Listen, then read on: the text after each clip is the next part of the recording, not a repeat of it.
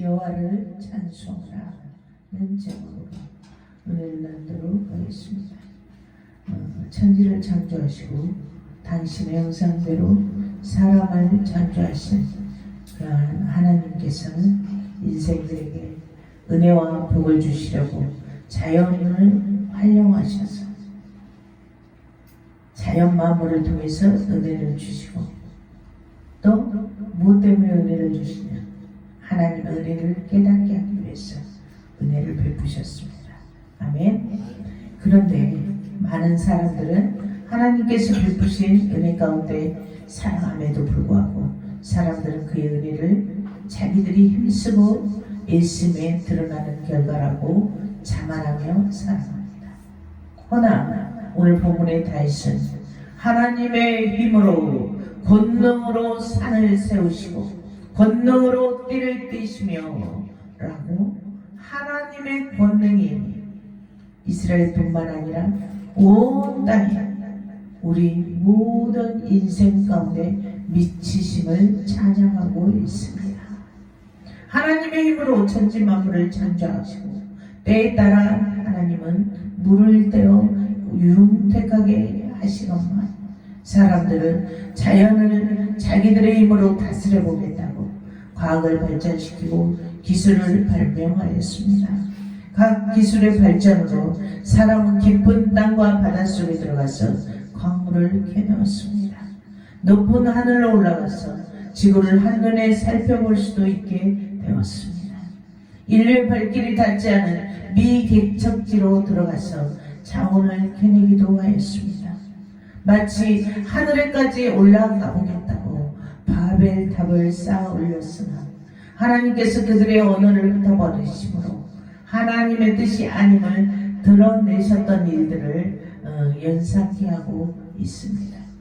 오늘날도 역시 높이 사람들의 능력이 쌓아 올라가고 있으나 오히려 그러한 것들로 인해서 자연이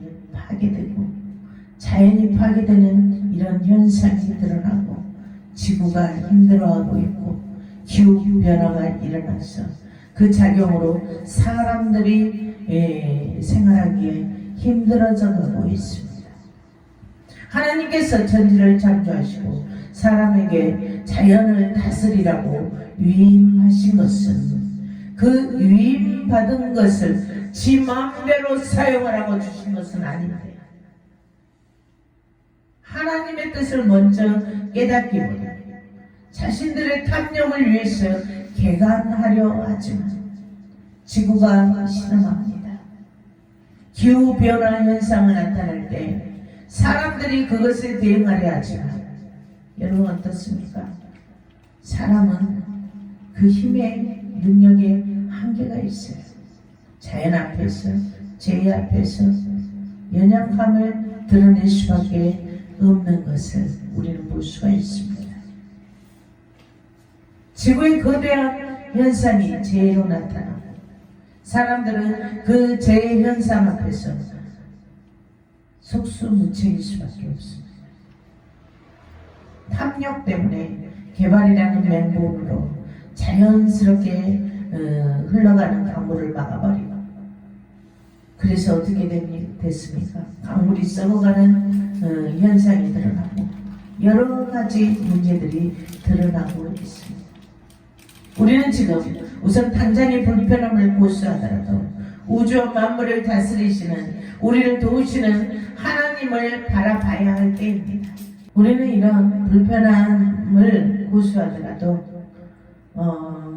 우주와 만물을 다스리시는 우리를 도우시는 하나님의 뜻을 깨달아 알고 우리를 도우시는 하나님만을 바라봐야 할 때입니다.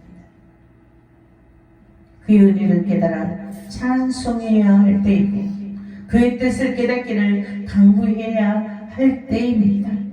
지금 우리들이 해야 할 일은 하나님만을 바라며 그가 지으신 그 지으신 것들로 우리에게 은혜를 베푸시고 그 은혜를 깨달아 찬송하기를 원하시는 하나님께서 지으신 자연 속에서 우리는 감사함으로 도우시는 하나님의 은혜 안에 살아가야 합니다.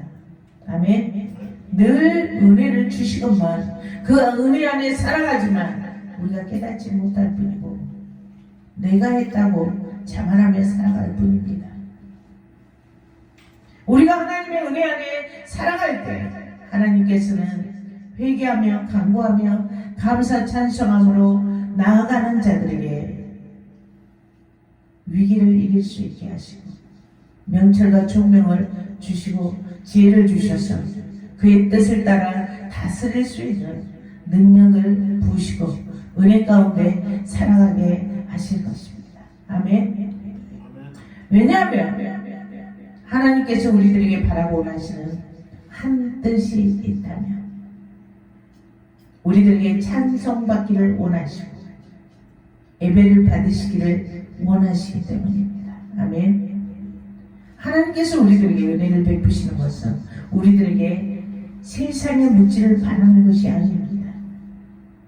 그 무언가의 대가를 바라시는 것 또한 아닙니다. 단 사람들이 사랑하는 것, 소중하게 생각하는 것들이 바로 하나님이기를 원하시는 것뿐인 것입니다. 그 중심에 여호와를 얼마나 사랑하는지를 알고 싶어 하시는 것뿐입니다. 어느 의학 공부를 하는 한 미국의 여대생이 있었습니다. 그녀는 피곤할 때마다 공부를 하기 위해서 마약을 복용했어요. 그것이 나중에는 습관이 되어버렸어요. 어찌어찌해서 그녀는 인턴 과정과 레지던트 과정을 거쳐서 결국 자기가 목표했던 의사가 되었어요. 근데 의사로 일하면서도 이미 중독되어 버린 이 마약을 계속 복용했다는 겁니다. 중독이 되어버리면 어떻게 할 수가 없어. 처음에 시작할 때 끊어야 돼. 그것을 복용하지 않으면 환자를 진료할 수 없을 정도가 되어버린 것입니다. 그래서 이 마약이고 무엇이고 술과 술 중독이 있고 담배 중독이 있고 이 중독이란 게 무서워요. 처음에 시작할 때 끊어야 돼. 이 중독으로 들어가 버리면 빠져나오기가 힘들어. 그만큼 힘든 과정을 거쳐야 돼. 그래서 이 여자도 의사가 되었어. 자기 목표가 이루어졌어. 그런데도 계속 중독이 되어가지고 이제는 그 마약을 계속 복용하면 어떻게 돼? 진료를 할 수 없을 정도가 돼버린 거야. 그럼 뭐예요? 자기가 목표했던 것을 열심히 하기 위해서 피곤할 때마다 복용했던 마약으로 인해서 다 무산돼 버리는 거예요. 결국 직장 동료들에게 알려지게 돼버렸어요. 저 사람은 마약 중독자네. 할 수 없이 의사를 포기하게 된 거예요. 그걸로 말미암아 일터를 잃어버렸잖아. 돈이 없어. 마약을 구입할 수도 없는 가난뱅이가 되어버린 거예요. 그래서 그녀는 절망에 빠지게 됐고 결국 자살, 내가 죽어야지 뭐하고 살겠냐고 자살을 결심하게 되었어. 그녀는 죽기 전에 여태껏 한 번도 불러본 적이 없는 하나님 앞에 나간 거야. 하나님을 향해서 무릎을 꿇고 기도를 하기 시작했어. 그녀의 중심에 무엇이 먼저였어요? 뭐가 우선이었을까요? 세상 것이 우선이었어. 그것을 이루기 위해서 자기가 원하는 의사가 되었지만 그 과정에서 잘못된 선택으로 인해서 자기를 다 인생을 성들이지 다 망가지게 된 거야. 자기 목표도 다 무산돼 버렸고 아무런 소망도 인간적으로 볼 때는 아무런 소망도 없게 되었어. 그래서 그녀는 난 아무것도 할 수 없는 무능한 사람이야 라고 고백하며 결국 아무것도 없고 병들고 중독자로 병들게 되고 그러니까 그때서 하나님께 두 손 들고 나간 거야. 하나님께 도움을 구하게 된 거야. 왜 우리 인간은 그럴까? 알거지가 돼야 정신을 차리고 하나님 앞에 나온다니까. 매를 맞아야 정신을 차리고 아무것도 의지할 게 없어요. 사람도 의지할 데 없고 주변을 둘러봐도 부모 형제도 의지할 것이 없게 계속 회개하지 않고 계속 그러면 그렇게 하시더라고. 형제들도 외면에게 그런 상황으로 만들어 버리시더라고. 나만 바라봐, 나만 바라봐 이러는 거야. 우리 아버지가 원하는 게 그거야. 나만 바라봐. 너는 내 피조물이야. 나만 바라보라니까. 계속 외치시는데 세상 벼락에 세상 것에 젖어 있어가지고 듣지를 못하는 거야. 그러다 보니까 계속 불러도 애타게 불러도 듣지를 못하고 계속 나가니까 하나님께서 내 환경에 나에게 내가 환경을 세상 것을 의지하였던 것들을 하나씩 잘라내버리는 거야. 형제들도 외면하게 하시고 부모도 외면하게 하시고 홀로 서게 하시더라고요. 결국은 무슨 일만 있으면 하나님 앞에 나와서 소리 지르면서 간구하고 부르짖고 눈물 콧물 목소리가 나오지 않을 정도로 눈이 떠지지도 않을 정도로 울었어요. 저도.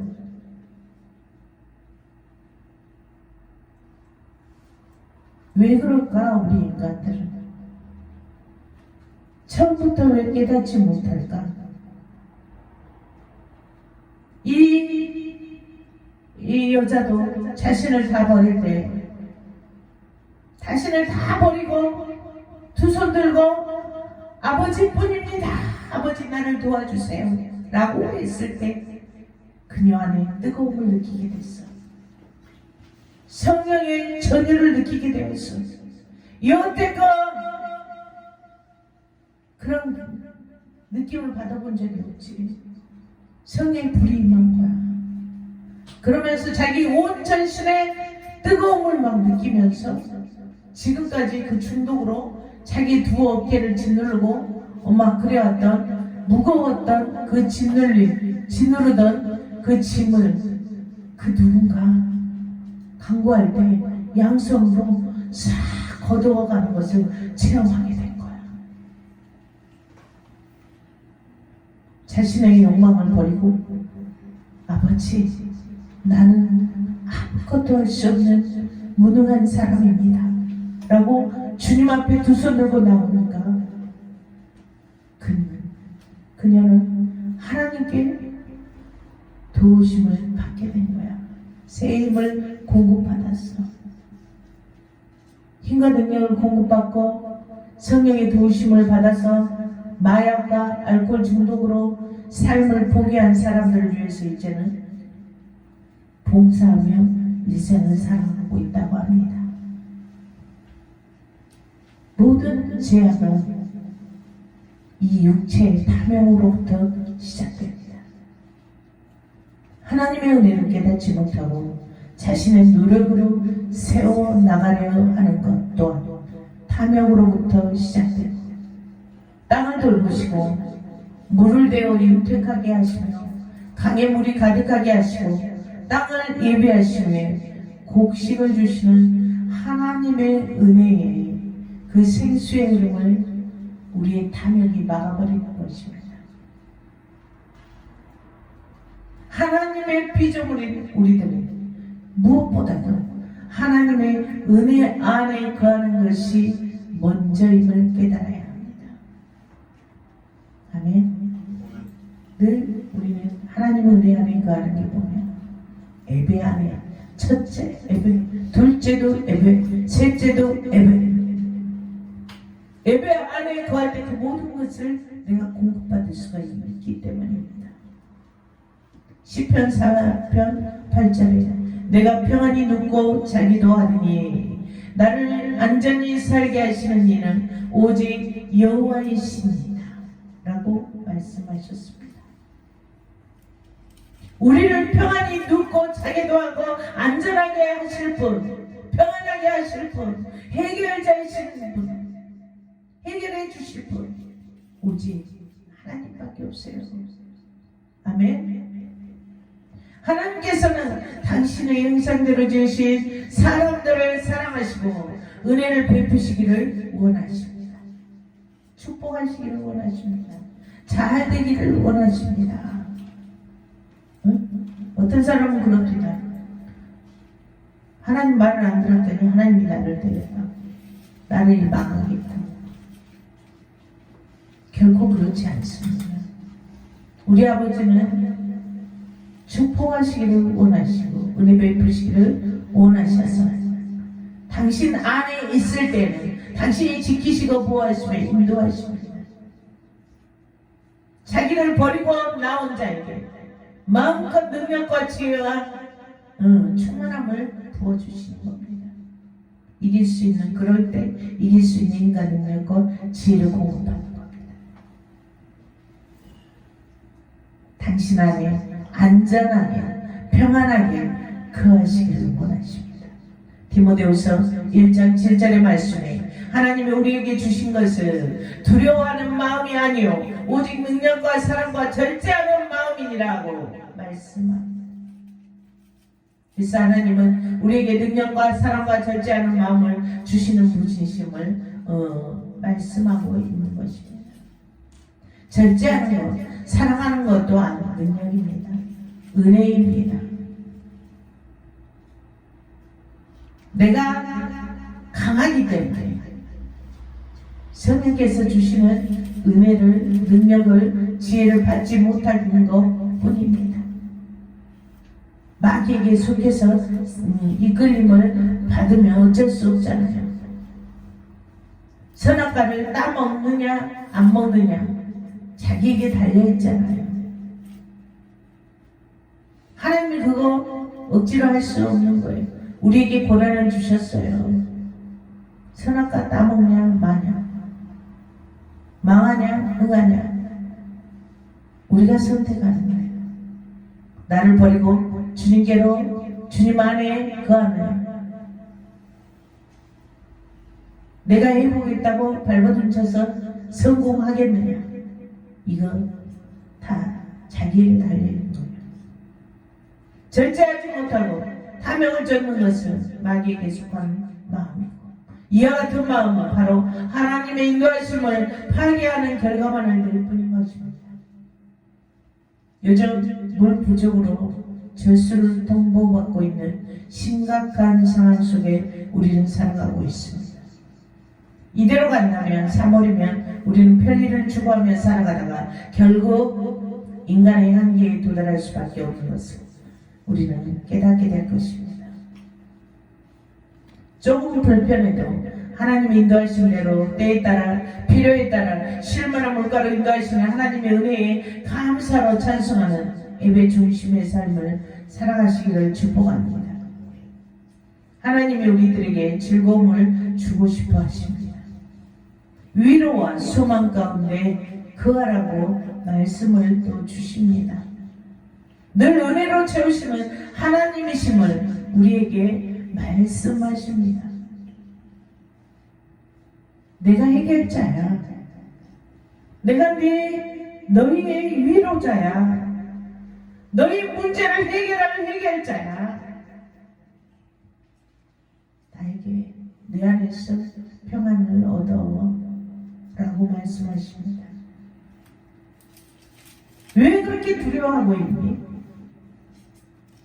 왜 그렇게 사망의 음침한 골짜기에 앉아서 여러 가지 생각을 하면서 너 자신을 괴롭히니? 내 안으로 와. 나에게 와. 내가 평안을 줄게. 하나님이 이렇게 말씀하십니다. 하나님은 땅을 돌보시고 물을 윤택하게 강에 물이 가득하여 땅을 적시고 그 땅에서 풍성한 곡식을 소출로 거두게 하시는 분이심을 말씀하십니다. 사람이 땅에 씨를 뿌리고 물을 주고 경작할 때 하나님께서 단비를 내리지 않으시면 흉년이 될 수밖에 없어요. 하나님께서 사람이 땅에 씨를 뿌리고 물을 주고 경작할 때 단비를 내리셔야 밭고랑에서 싹이 나고 풍성한 열매를 낼 거 아닙니까? 하나님은 그 밭고랑에서 난 싹에 복을 주신다고 오늘 본문에 말씀하고 계십니다. 그 말씀을 믿고 하나님의 말씀으로 채우며 살아가는 사람은 바로 주신 말씀대로 이루어지는 풍성함의 축복이 임하게 될 것입니다.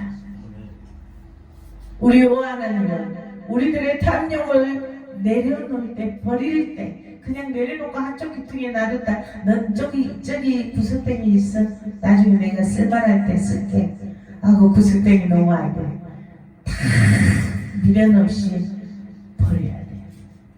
우리들의 탐욕을 버릴 때 온전히 자신의 무능함을 인정하고 하나님밖에 안 계십니다 라고 하나님께 나가서 도우심을 간구할 때 하나님이 경작해 주신다고 그러잖아요. 풍성한 열매를 내게 해 주신다고 약속해 주셨잖아요. 믿으십니까?